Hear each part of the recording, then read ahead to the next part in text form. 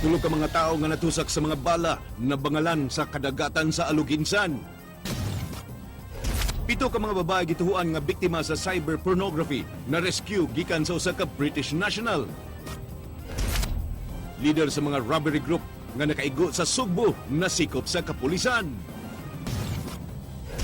Mga pulis mibahad nga pasakaan og kaso ang mga ospital nga dili magpasulod sa mga police investigators.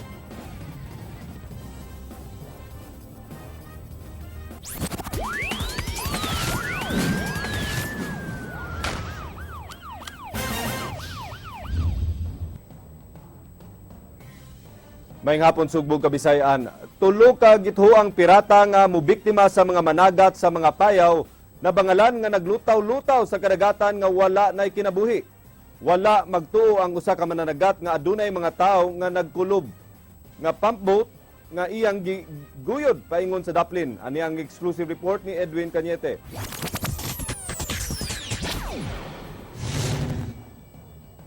Buntag na nga nasaran sa residente dito sa Suba, Poblasyon, Aluginsan, Cebu nga adunay tulo ka mga tawo nga wala na kinabuhi sulod sa usa ka pump boat.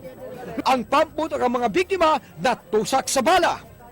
Gisunog og natusok-tusak pa sa bala kining pump boat nga diha karon sa Suba, Aluginsan, Cebu. Si Jumidis Alcos nga usa ka mananagat nagkanayon nga sa iyang pagpanagat alas 4 kagahapon sa hapon iyang nakita ang pump boat nga nagkulob ug naggalutaw-lutaw na sa kadagatan tunga-tunga nga bahin sa Negros ug Aluginsan. Giguyod ni Alcos ang nagkulob nga pump boat ug giangkorahi Daplin sa Suba. Apan pagkabuntag sa diyang mihunas ang tubig sa Suba ug nahayang nausap ang pump boat, mga patayng lawas ang ilang nakitaan. Naagian ko na siya, yung anak kulob na siya. Nya, akong gitanaw, nya, tanaw na ko kisa kay tagiani bising na mo claim, ako lang giguroy, doong Daplin. Dugay-dugay yung guroy, kay gamay kay kong pambot. Ito nga, pagduol na diya sa Daplin, na inisabay na kong alay mananagat, ang utana nga, unsa na daw ko nga, pambot maninoy nga, nabangalan ako. Ang mga sakop sa scene of crime operation naka-recover og sa ka-revolver sulod sa ka pump boat. Ang hipi sa Aluginsan Police Station nga si Senior Inspector Arman Labora nagtuong adunay ni tabong pidosilay tungod sa mga agi sa bala kilid sa pump boat. Nagduda si Labora nga ang tulo mao ang manuli sa mga mananagat nga managat sa mga payaw aron kuhaon ang ilang mga kuha nga isda. Doon na kanay mga tawhana involved sila kanang kanang bitong gitawag nila og tik-tik ang termino nila nga mo'y manguhag isda sa mga nabang fish mark sir na dunay mga isda diha sila sad pupenetrate sa pagpanguhag isda sad so dunay doon na nasakpan siguro rasoko ang tag-iya mo na tabo ngayon ani sir So meaning dili na ilahang dili sir sila may dili sir as per witness kuan testimony sir.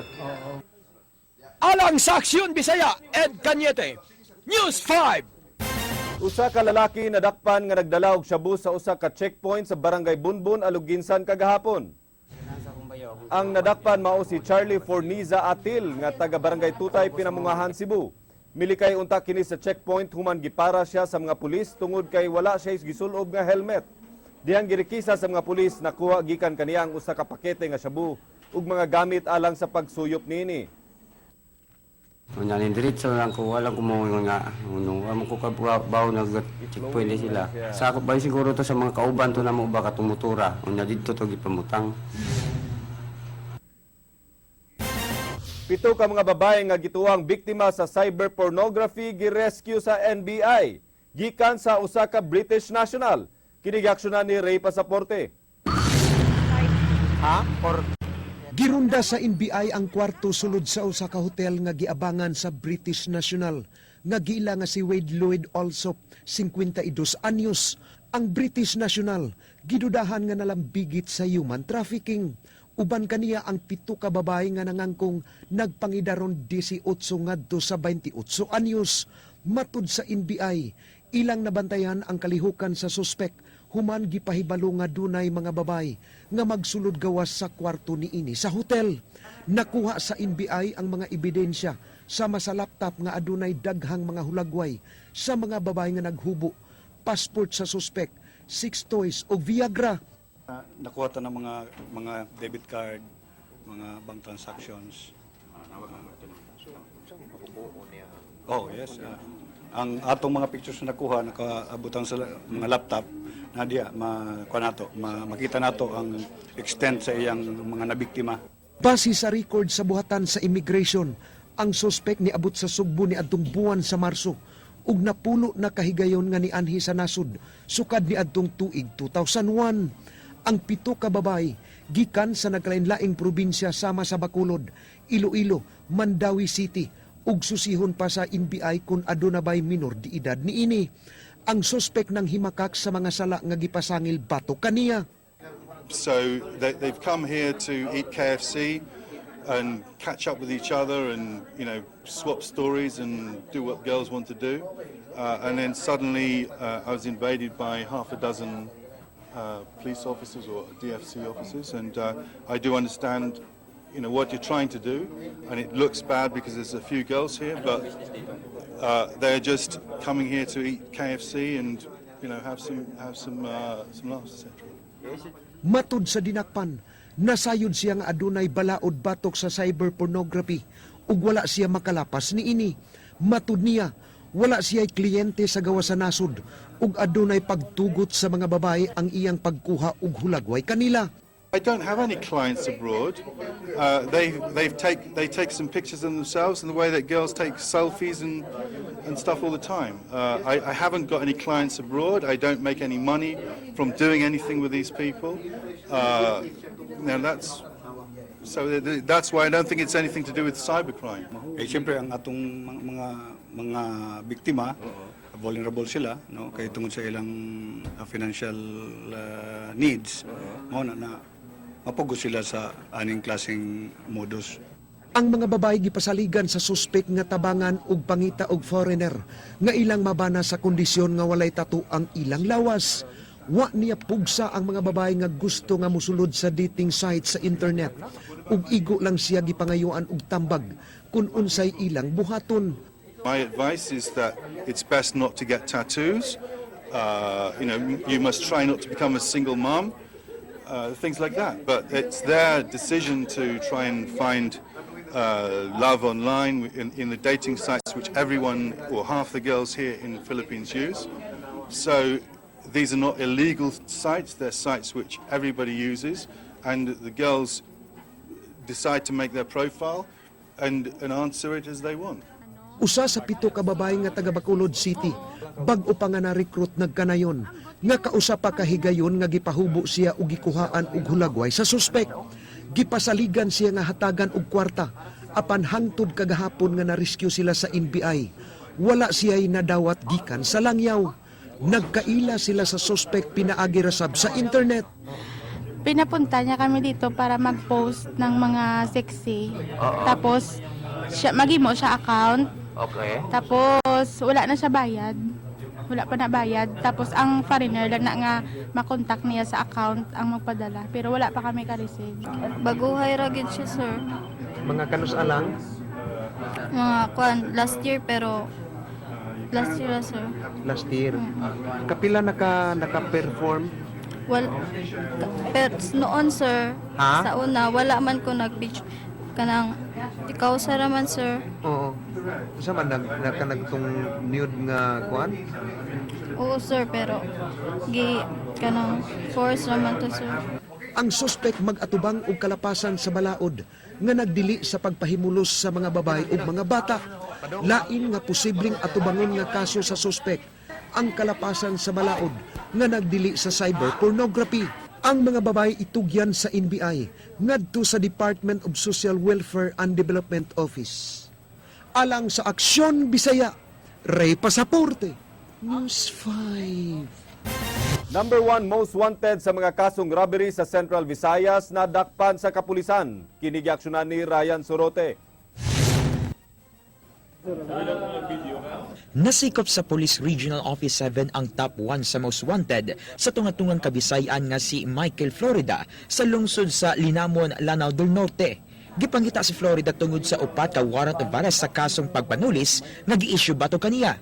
Nagtinabangay ang PRO7 og Linamon Police sa pag-serve sa warrant sa pagtuo nga doon na siya kaubang mga armadong mga tao. Because we were expecting that Michael Florida was with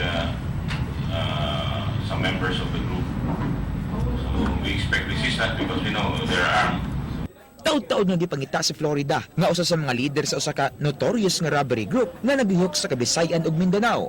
Nasubay sa kapulisan ang gitaguan ni Florida sa pagkasikop sa iyang mga kauban.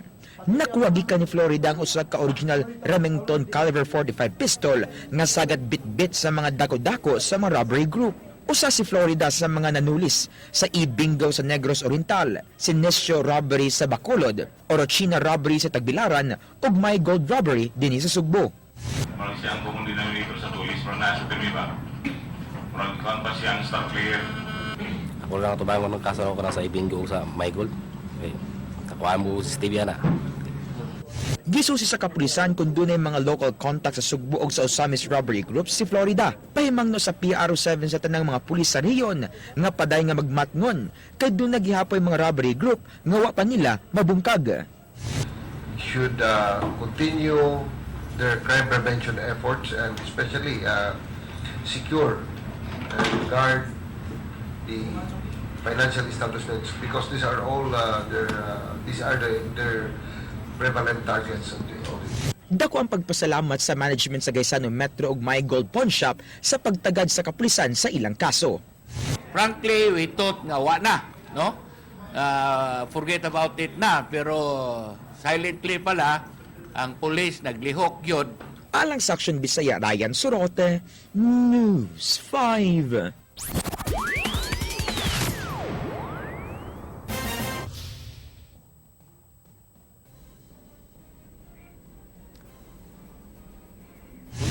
Mikabat na og 58 ang nangamatay samtang 220 ka pamilya ang missing sa Sri Lanka. Sulod sa upat ka adlaw nga walay undang nga pag-uwan.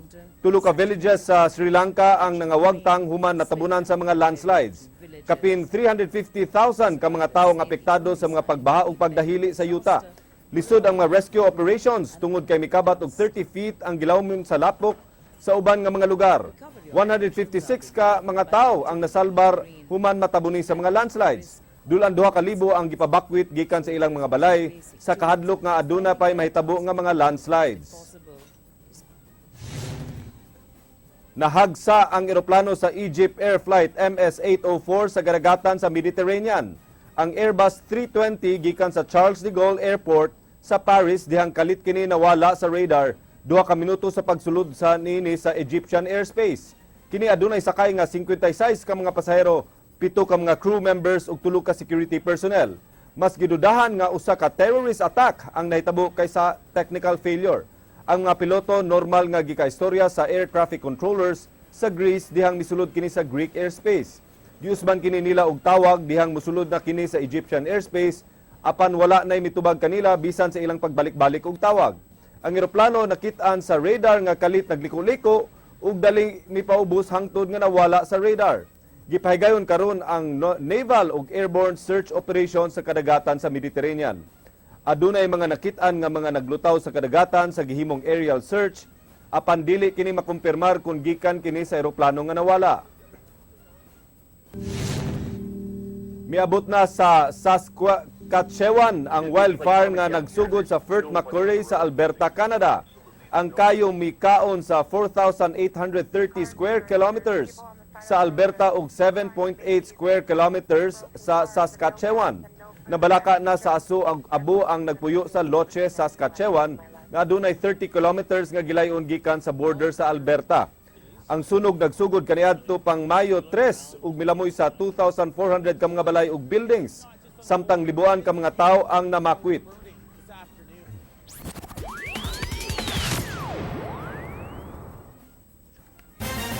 Usa ka drug rehabilitation center giplano nga tukuron ni Osmeña sa Osmeña Shrine. Matod sa bagong napili nga mayor, wala siya gitugutan sa pagtukod og mga balay sa maong lugar. Kini giaksyonan ni Leslie Caminade Vistil. They know from the very beginning they took a gamble from the beginning. we're not going to give them any relocation site because no one told them to move in.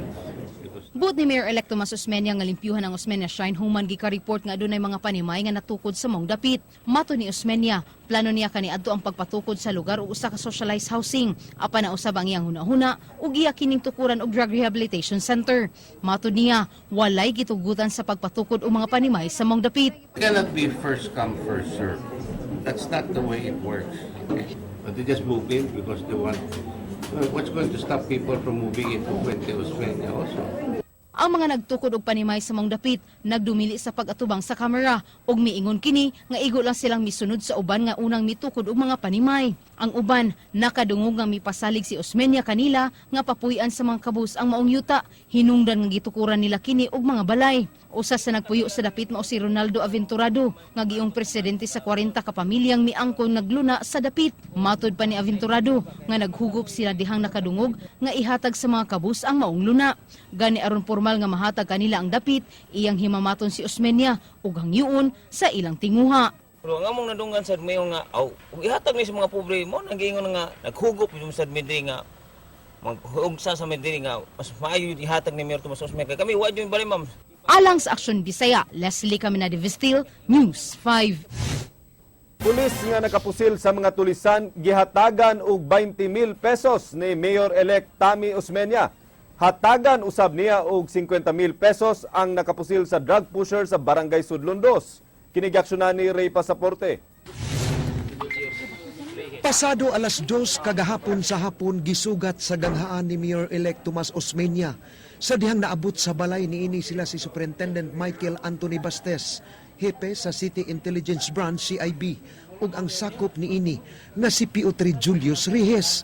Si Rihes mao'y nakasugat sa nahitabong tulis sa mga pasahero sa POJ sa Barangay Kamputhaw ni adtong Martes sa Udto. Diin iyang napusilan ang duha sa tulo ka tulisan nga sila si Nestor Vinabente ug Nimrod de la Piña. Walay langan si Osmeña ni sulod siyang kwarto ug sa pagbalik niini gitunol dayon ang duha ka bandol nga kwarta.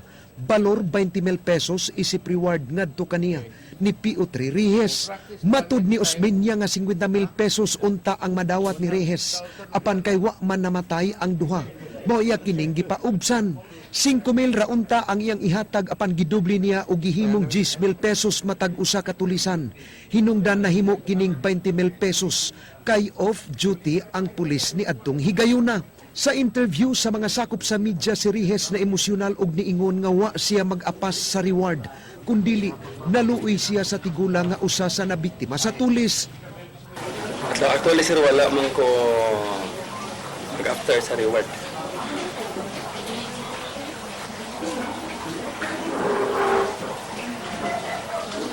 Apa sih papa?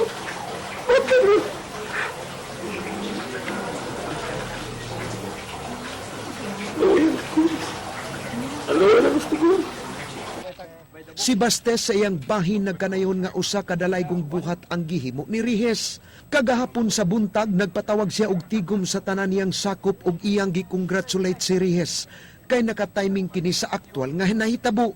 Mensahe ni Bastes sa iyang mga sakop nga motrabaho lang pinasubay sa balaod. Ako lang mensahe nga ato lang buhaton ang sakto, ang legal ba. Ang call of duty, ato kung tinudon. Tarong atong trabaho, do your job, do it right, and go straight. Wa ta mag-apas aning 50,000 reward. Wala ta mag-apasan na, pero that's motivate the police nga mubuhat sa saktong buhat nga then nakalapas sa balaod ang atong engkwentro. Si Osmeña sa press conference kagahapon ni katawa lang human na sayran niya nga nabuhi ang usa sa duha ka tulisan nga unang gikatahong namatay. Matud ni Osmeña nga nakasave hinuon siya sa iyang kwarta. Alang kaniya di kini mao iyang gusto nga mabuhi. Sanglit iyang ipakita sa mga badlungon sa katilingman nga magbantay kaniya kay siya nasab ang mayor sa dakbayan.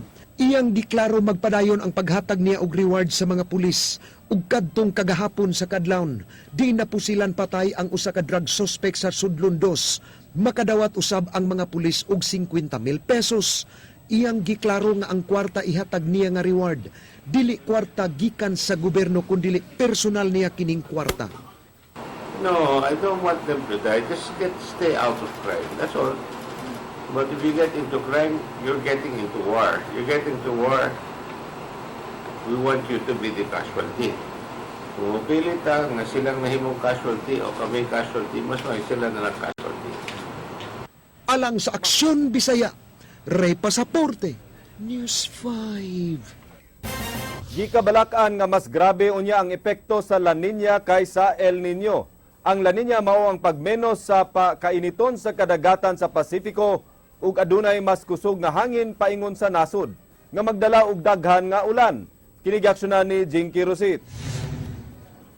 Nagpahimangno karon ang buhatan sa pag-asa sa mas grabing epekto sa La Nina kung itandi sa El Nino phenomenon. Gipasabot ni Oscar Tabada nga tungod sa grabe nga mga pag-uwan nga gilaumang musod sa hinapos sa Hunyo, Hulyo ug Agosto, gikabalakan nga mahitabuon niya ang landslide ug mga pagbaha sa nagkalain-laing dapit sa rehiyon.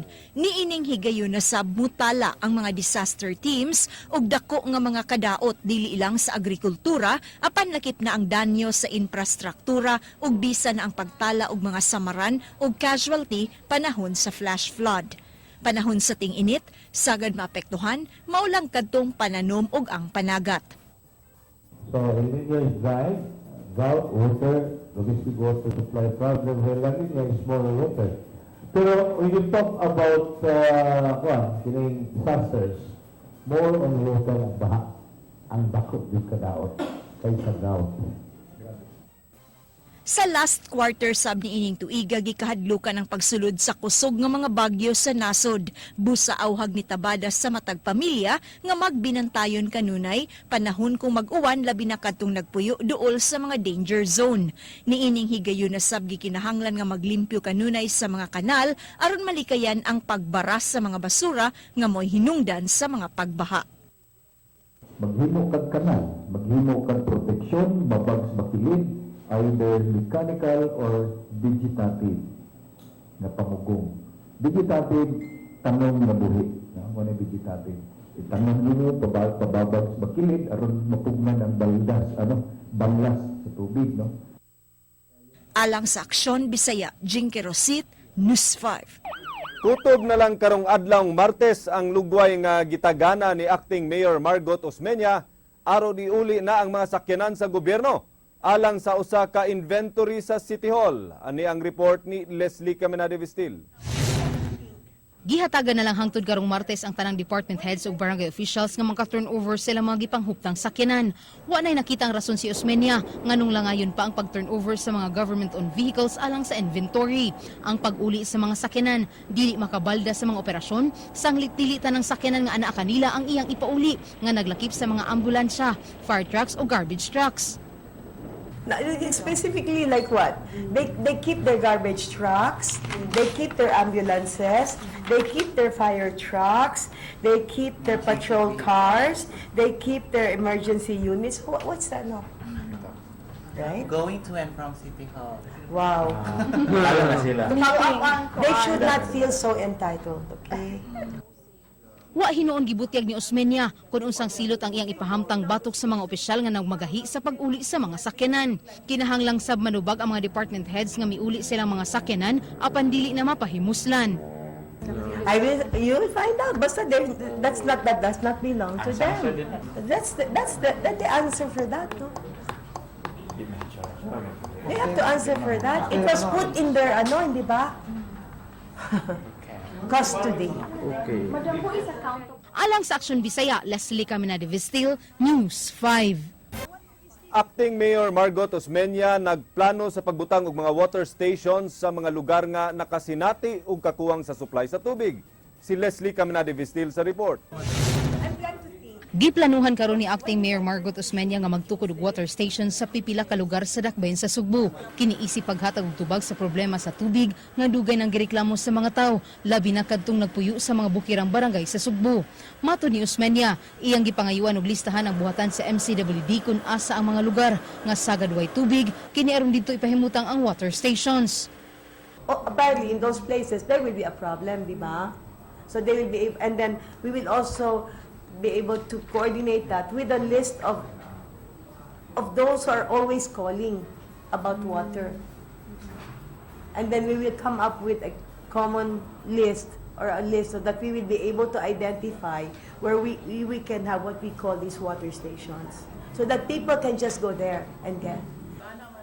Nasuta sab ni Usmania nga guba ang mga water tankers nga gi-provide sa dakbayan. Hinungdan nga nagplano siya nga gamiton ang maong tanker alang sa posibleng tukuron ining water station. Dili na kinahanglang ipump ang tubig sa mga water stations kun dili ihatod gyud kini sa mga dapit nga nihit ang supply sa tubig.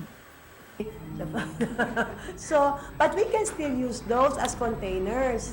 Dili na sila kadagan. But maybe we can also use those. Dili mo pump. We'll have to have water delivered there. Fill up. Fill up ba? Like maybe the PWRI, the water suppliers, whatever it takes to put water in there. Dili makapump.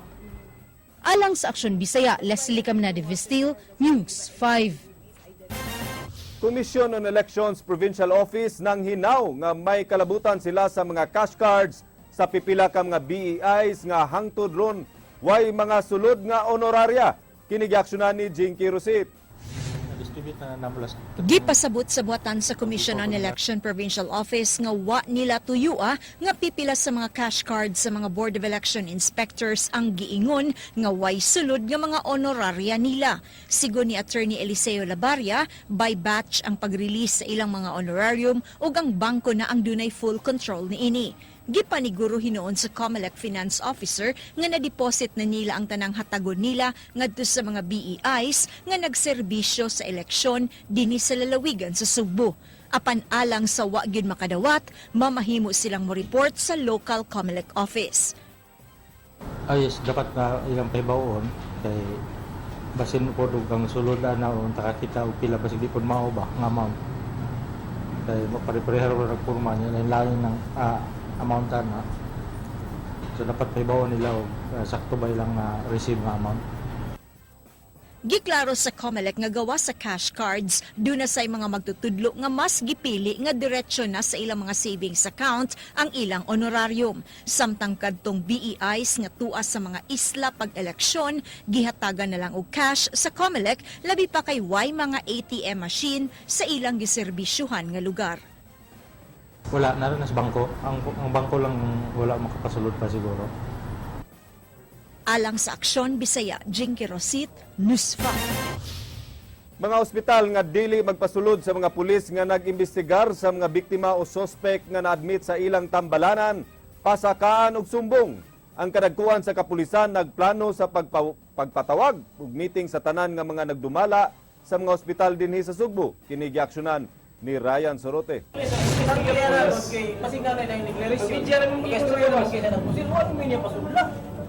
Nahitabo ang panaglalis-tali sa mga investigador sa Cebu City ug Talisay City Homicide Section tali sa mga security guard sa Vicente Soto Memorial Medical Center humanwa sila pasudla. Pasado alas 11 kagabi nasagmuyo ang mga pulis human kini balibari sa gwardya sa pagsud aron mohimog investigasyon sa mga nahitabong pagpamusil sa ilang tagsa-tagsa ka mga syudad. Matud sa mga gwardya nga igulang silang mituman sa gimando sa ilang mga labaw. Apan nakapulisan miingon nga nasul-an na sab ang mga kadagkuan sa maong tambalanan gumikan kay wala sila tugti sa pagsulod aron mo pahigayon ng investigasyon. Dugang pa sa kapulisan nga ilang ipaabot sa ilang mga labaw ang nahitabo nga insidente. Plano sab nila nga mo padala og suwat ngadto sa kadagkuan sa tambalanan. Wa mahimuot ini ang direktor sa Police Regional Office 7 og mibahad nga pasakan og kaso ang mga ospital nga di mo cooperate sa ilang operasyon. We'll be coordinating with our legal teams in order to pursue our desire that our policemen should be allowed to enter the police within the hospital premises as they perform their duty. Nagplano ang PRO7 nga tigumon sunod semana ang mga kadagkuan sa ospital aron klaruhon nga sayop ang pagbabag sa mga pulis nga makasud sa mga ospital, mga pribado o pampubliko man. Kinahanglan sa police investigation ang pagkuha og statement sa mga biktima o suspect nga mahimong ebidensya bisan mamatay pa ang gikuwaan og pamahayag. Karaan na matut makini nga problema nga angay na sulbaron aron mas madali ang investigasyon sa mga homicide cases. Doon na inisyal nga mga tigom kaniadtong kapulisan ug mga ospital sa Sugbo apan wa mapadayon. Gimanduan na ni Komendador ang legal team sa PRO7 pagtuon sa posible nila nga legal nga aksyon kung magmagahi ang mga ospital. Gilagway kini ni Chief Superintendent Patrocinio Komendador nga obstruction of justice. Ato ipinumdum sa mga hospital that they are not above the law. Their administrative regulations are not above the national law. We have... Alang sa Aksyon Bisaya, Ryan Sorote, News 5.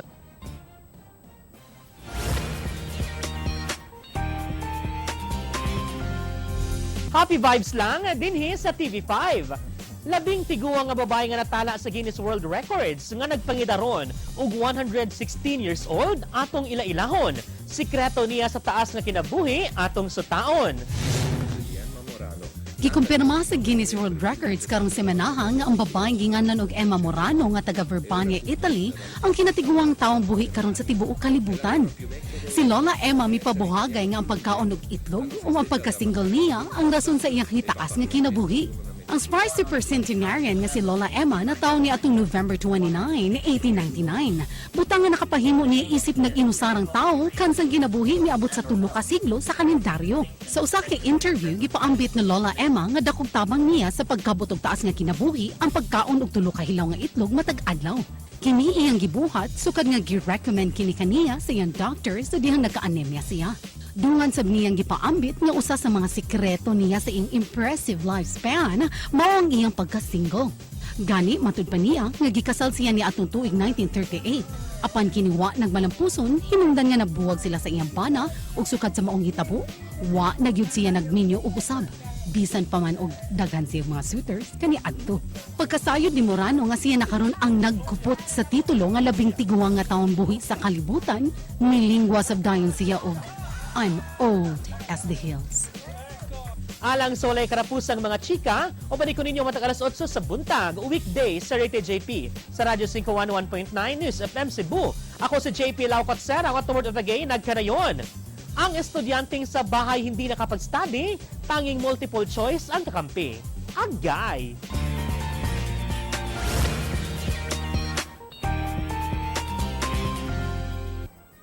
Maukad to mga balita sa Aksyon Bisaya, ako si Glenn Soco. Mga balita nga pundasyon sa ligdo nga opinyon ug konkretong solusyon. Bisan asa, bisan kanusa. Kapatid, kay di lang kutob sa balita, aksyon!